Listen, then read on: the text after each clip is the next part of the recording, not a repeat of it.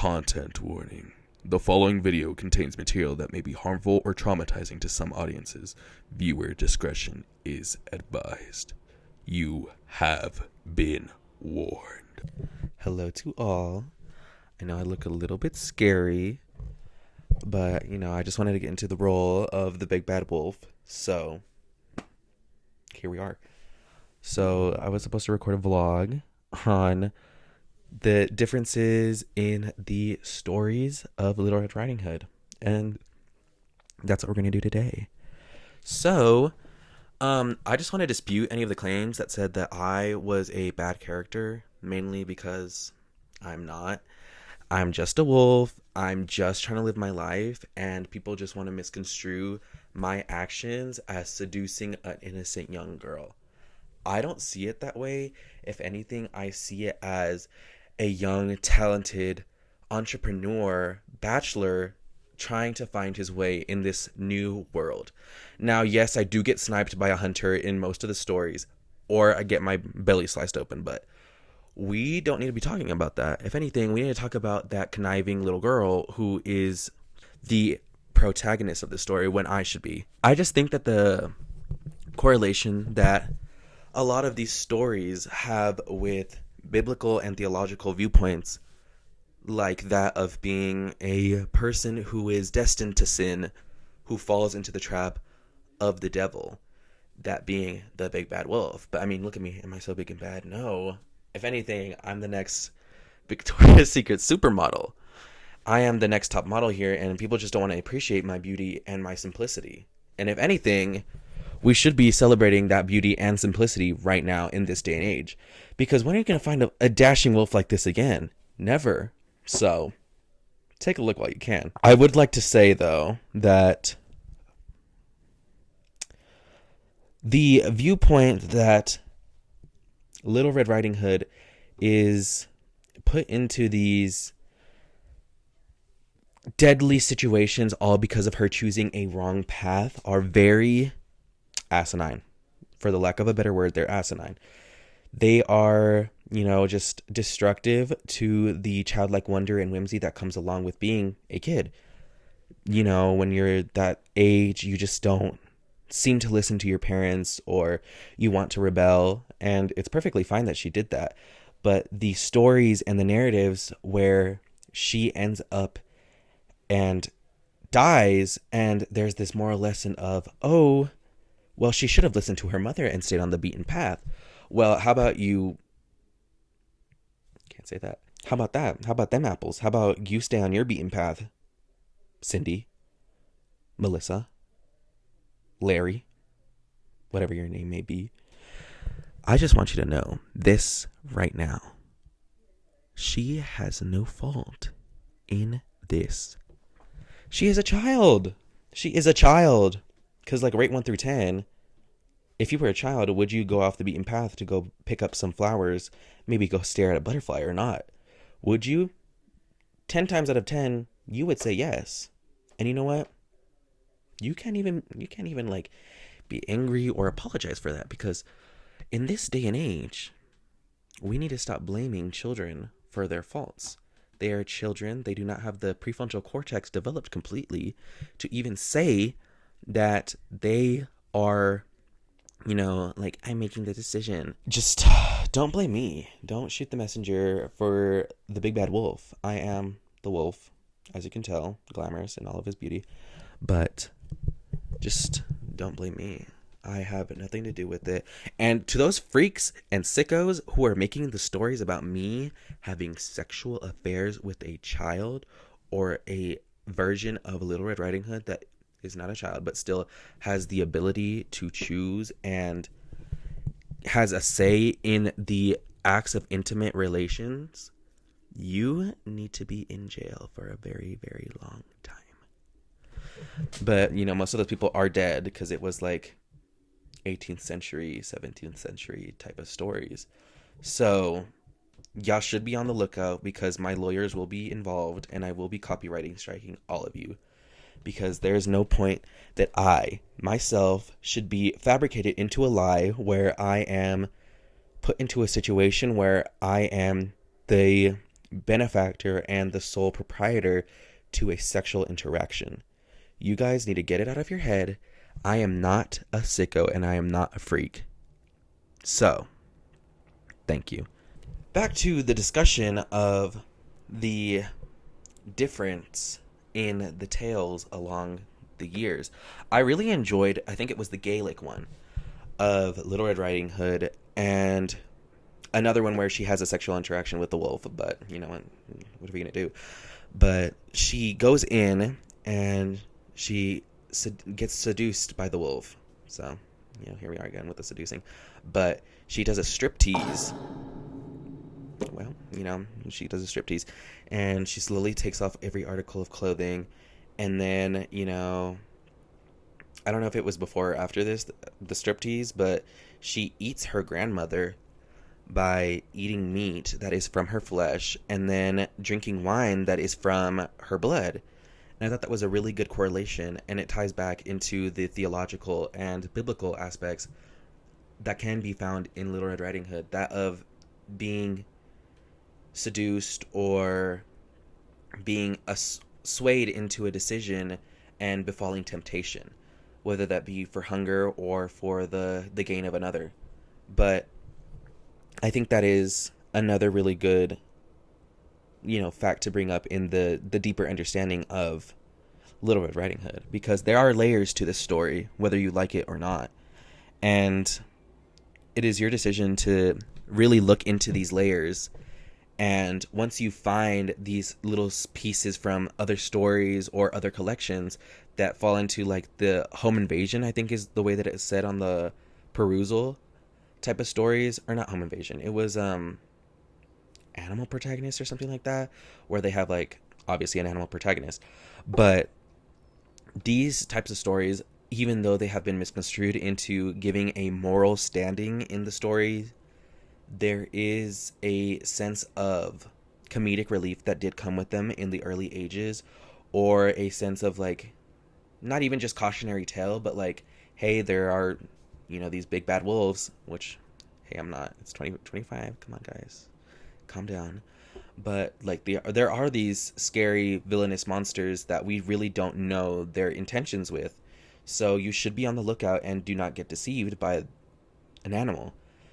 And, you know, you can see that clearly now in today's standards too. Like, people not being aware of like when a bear might attack or a mountain lion, which is so far off the topic, but it is still even so connected to a cautionary tale, even after so many years, after so many different versions of the story. It is a cautionary tale today, and it will serve as a cautionary tale today in most of our years of living. So I think that's the main reason that we should, you know, main thing to look up upon is the cautionary tale aspect of it, the anecdotal cautionary tale. Because at the end of the day, when you were taught Little Red Riding Hood the first time you ever listened to it, whether you were like 5 or 6, it was a story of a little girl who goes off the beaten path and gets deceived by a wolf. And she tells him, hey, my granny lives at the end of this forest and I need some directions. I'm a little lost. Can you help me? And he's like, no, yeah, like, I'll help you. You can go that way. And yeah, like, yeah. And then he's like, I'll just leave. Like, I'll get out of here. Like, I need to do some things.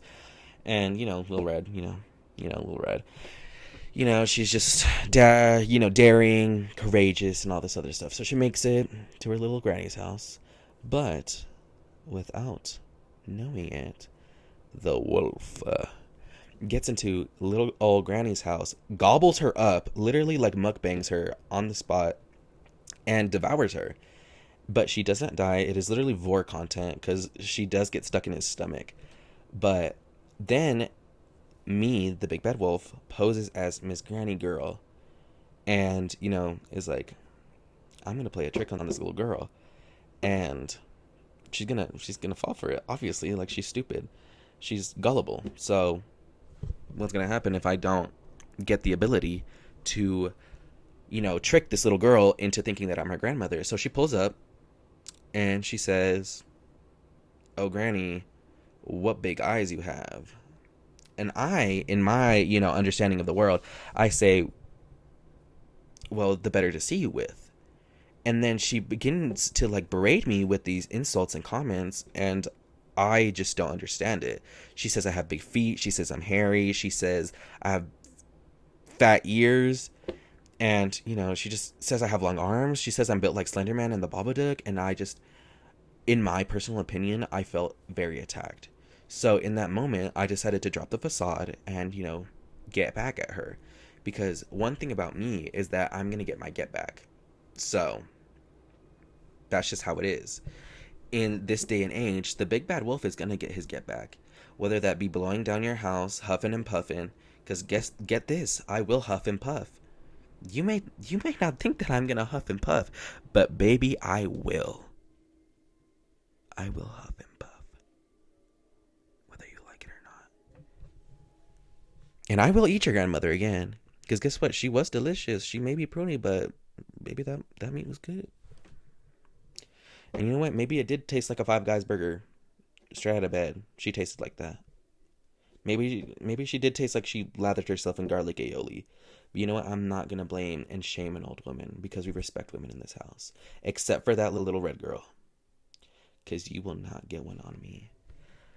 I will come back and I will get you. You may not know it yet, Little Red. But I'm going to get you. I would just like to say that I really did enjoy reading these different parts of Little Red Riding Hood, the anecdotes and the narratives and stories that have changed throughout the years, whether that be through Gaelic or Anglo-American, I think it was the right word, or European versions of the story that we have come so well to know. There was another really good part that I saw where it was the fact that even though we do know this story so well and so finely tuned, we often forget it, whether we need it in times of need or not, or in moments of comedic relief. There is this sort of not necessary, but this disbursement, let's say it like that, a disbursement of memory in one's mind, obviously. And one of those things that gets dispersed is the story of Little Red. And it is so well known that we just forget about it, but I think it's not that we forget about it. It's just that our priorities have moved on from not just only big bad wolves. The story can now be used to serve as an allegory for sex trafficking or predatory people, like men who prey on women, or whether that be a psychoanalytical standpoint of how a person might persuade their way into another's life. Think of like a Ted Bundy or like a serial killer like that. It is a little bit graphic to think about, but at the end of the day, it is a good representation of how this story can be used. It can be used as a cautionary tale, like I had said before. It is a whole slew of different interpretations of how this story can be used, and it is still used in different types of ways in our generation, whether we like it or not. But I think that is the beauty of a fairy tale, that it doesn't matter if you heard it 50, 60 years ago, or even as little as a year ago. There will continue to be different constructions of it, different narratives that come along with it that may hold the same type of ideals or character traits, character tropes, all of this good stuff. But there will be different interpretations, there will be different stories that come along from this one story. It branches out, and that's the beauty and the simplicity of a fairy tale. There has been so many depictions of the Three Little Pigs. The ones that I love the most are Shrek, mainly because they're the dumbest things I've ever seen.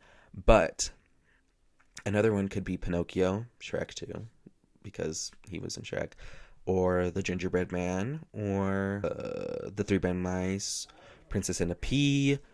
All these stories, although they can have been lost to time, we might have forgotten about them, and the the morals or the lessons that we were supposed to learn from them, we can still learn them again, and we can learn them in a new light, whether that be through a different media or through a different story. There is still room for this to continue. And I think that's really beautiful, because no story is ever lost to time. And that is a simplicity and a beauty, because one's story does not end with one's death. The continuation of Little Red Riding Hood is one of the longest standing that we have seen. It started in 16th century, I'm going to guess. Quote me if I'm wrong. We'll see right here if I got it wrong.